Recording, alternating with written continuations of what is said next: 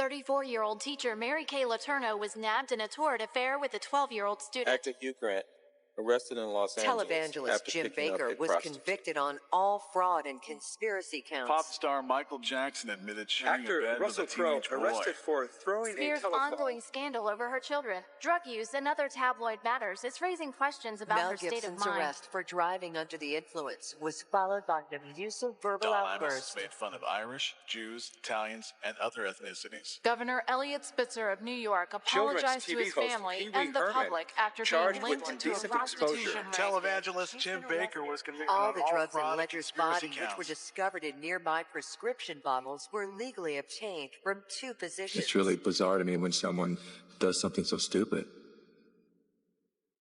I don't get it. I don't get it. I don't get it. I don't get it. I don't get it.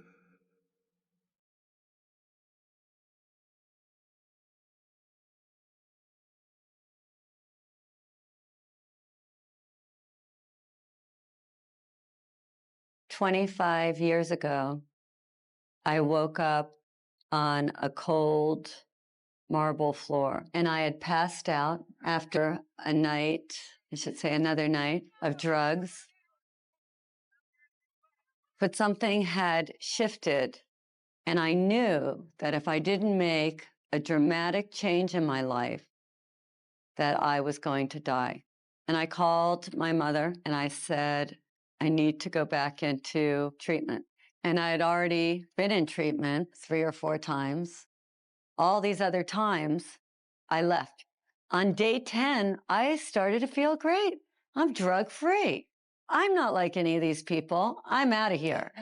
And I would pack up my little bag, put my little arrogant suit on, and march myself out of treatment. And I was free. I was going to make it to the other side. By day 6 or 7, I'd be on the phone looking for my drugs and end up right back in rehab.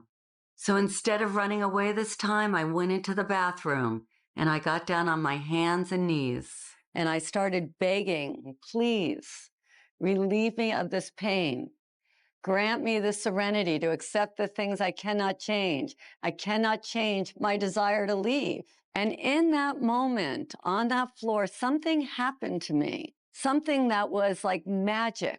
It was mind-blowing to me because all of a sudden, after a few minutes, I knew I could stay one more day. How could I go from terrified and my mind going a million miles a minute to this place of complete peace? I walked out of there on day 28 knowing that there was something that I had to find out about.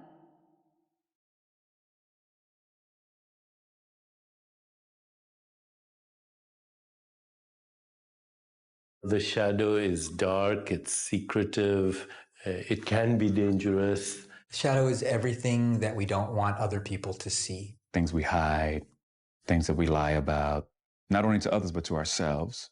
And they are the sort of monsters that come out of the caves in the middle of the night. It is that dark, intrinsic side of us that each and every one of us tries to hide. Because we've been told from such an early age that these are not acceptable components of who we are. To have one aspect of the soul, you have to experience the other aspect of the soul to counterbalance it. Hello, darkness, my old friend.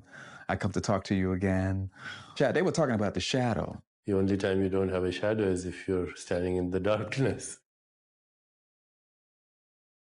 The shadow shows up in so many ways: writing bad checks, drinking too much, cheating on our tax returns, dipping into our expense account or the family trust, eating chocolate cake in the middle of the night after 3 days of dieting and depriving ourselves, screaming at our kids or verbally abusing our partners after being the nice guy at work all day, surfing the internet and visiting porn sites while our wife makes us dinner, cheating on our husband while he is hard at work trying to provide all the extra pleasures in life for our family, stealing our coworkers' ideas and claiming them as our own. The shadow is made up of the thoughts, emotions, and impulses that we find too painful, embarrassing, or distasteful to accept. So instead of dealing with them, we repress them. Right now, hundreds of millions of people are living in denial of their individual shadow. And all of us are being affected by the collective shadow in more ways than we can imagine. The collective shadow manifests as evil, as war, as terrorism, as social injustice, as radical inequities in our economic status. You know, right now we have 50% of the world living on less than $2 a day, 20% of the world living on less than $1 a day. We are totally in denial of the fact that this is also a manifestation of our collective shadow. Why? Because people in social institutions, financial institutions, political institutions, corporate institutions are in total denial of the shadow energy. They don't even understand it. Or even what we call evil in the world is the manifestation of our collective shadow, turned pathological, repressed, in rage, in denial. People who express self-righteous morality are usually the ones who have the darkest, deepest shadows. The shadow of the Catholic Church, which pronounces on homosexuality as evil and calls gays sinners, while hiding pedophiles in its own clergy. These are all expressions of the shadow. The entire trajectory of human history at this point is like the Titanic. It is headed for an iceberg.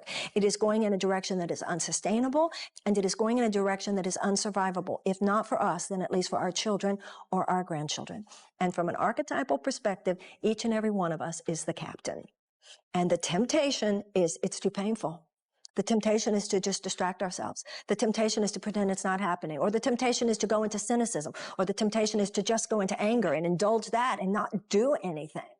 And each and every one of us are challenged at this point.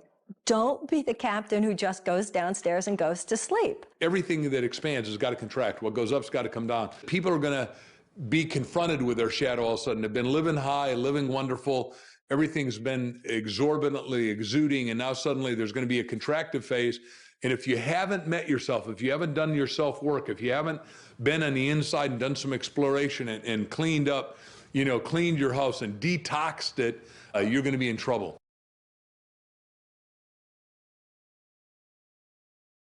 The birth of our shadow occurs when we are very young, before our logical thinking mind is developed enough to filter the messages we receive from parents, caregivers, and the world at large. Even if we had the best of parents, we inevitably got shamed for displaying certain qualities and received the message that something about us was not okay, that something was wrong with us, or that we were bad.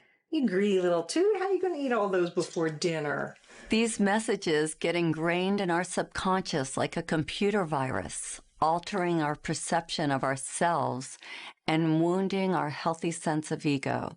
When we suppress any of these qualities, we are living in denial of all of who we are. And of course, it's different based upon our environment. If you're raised in a family of blue-collar workers and you declare that you want to play the piano or you want to become an artist, that artistic quality will be negatively received and you may end up having to suppress that. On the other hand, if you're raised in a family of artists and intellectuals and you declare that you want to start working on construction or you want to be really athletic, that may also be perceived of as negative.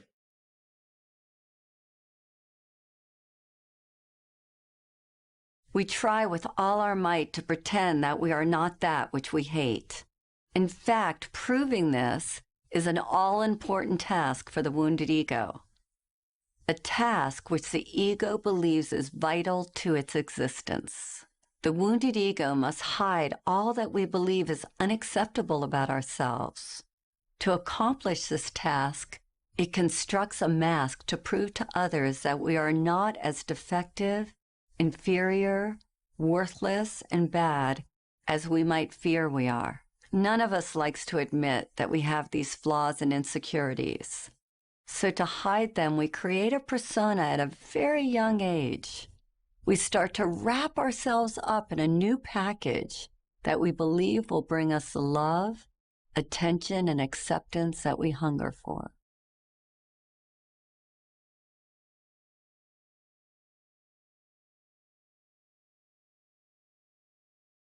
We create personas so that we can belong.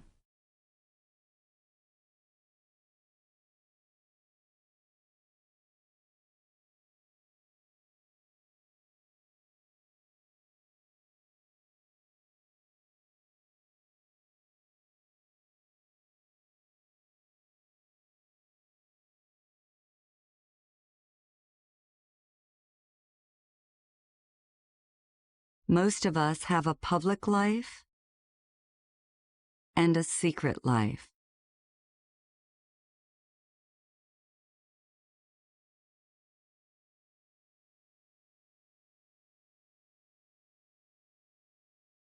We work hard to feel good about ourselves, and a moment later, we do something to sabotage those good feelings.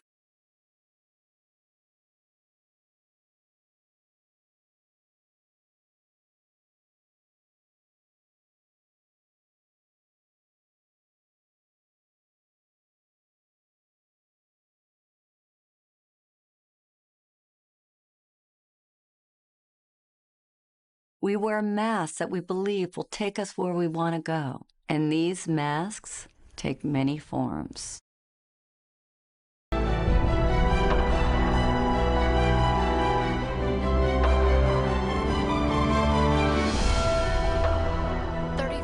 Teacher Mary Kay Letourneau was nabbed in a torrid affair with a 12-year-old student. Actor Hugh Grant, arrested in Los Angeles. Televangelist after Jim picking up Baker a was prostitute. convicted on all fraud and conspiracy counts. Pop star Michael Jackson admitted shooting Actor bed Russell with a Crowe, teenage boy. arrested for throwing Spears' a telephone. ongoing scandal over her children, drug use, and other tabloid matters is raising questions about Mel her state of Gibson's mind. arrest for driving under the influence was followed by an abusive verbal Don Imus outburst. has made fun of Irish, Jews, Italians, and other ethnicities. Governor Elliot Spitzer of New York Children's apologized to TV his host family Pee Wee and the Herman, public after charged being with linked to a indecent prostitution exposure. ring. Televangelist Jim Baker was convicted All of the all drugs fraud in and Baker's conspiracy body, which were counts. discovered in nearby prescription bottles, were legally obtained from two physicians. It's really bizarre to me when someone does something so stupid.